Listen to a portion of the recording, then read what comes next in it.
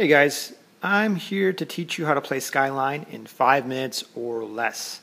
As the name of the game suggests, you are an architect or an engineer or maybe a construction worker, I'm not sure, and your job is to build a beautiful city skyline and collecting points along the way. It's a press your luck type game. It's pretty straightforward, so let's jump right in. The first major decision point of the game is selecting dice.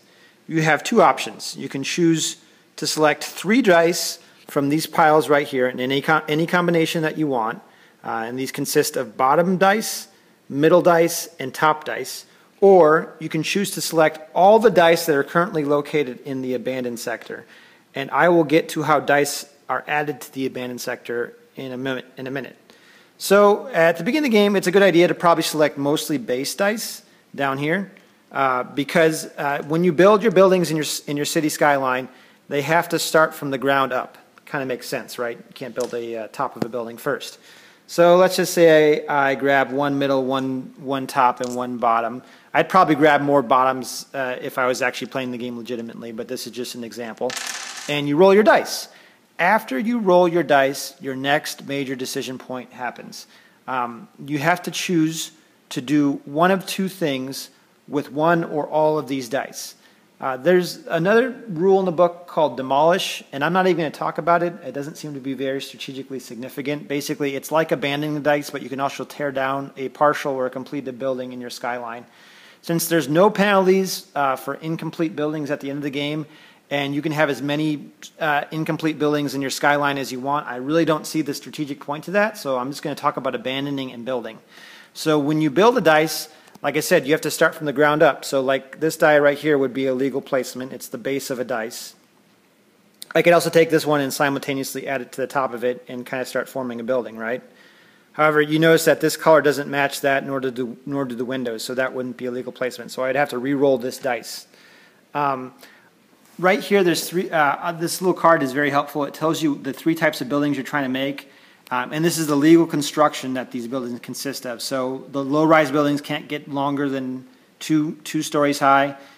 Same with the mid-rise and the high-rise. And every building has to have a base. I guess the low-rise doesn't necessarily have to have a top, but the others all do. So these are the kind of buildings you're trying to build. You notice that they did like a blue and purple color combo, which as a colorblind person I really dislike. Thankfully, though, they added the windows, so you notice that the low-rise has 1 set of windows, the mid-rise has 2 sets of side-by-side windows, and the high-rise 3 sets of windows. So that really makes it easy to tell them all apart. So really the crux of the game is trying to build these bigger buildings, which give you a lot more points. Here's kind of like the point spread of it. You notice that the buildings have these little symbols on them right here that indicate how many stories high the building is.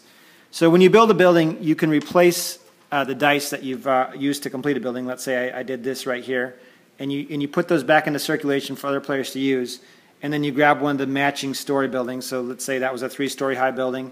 I grab this guy right here, and he goes into my skyline permanently, and he's points.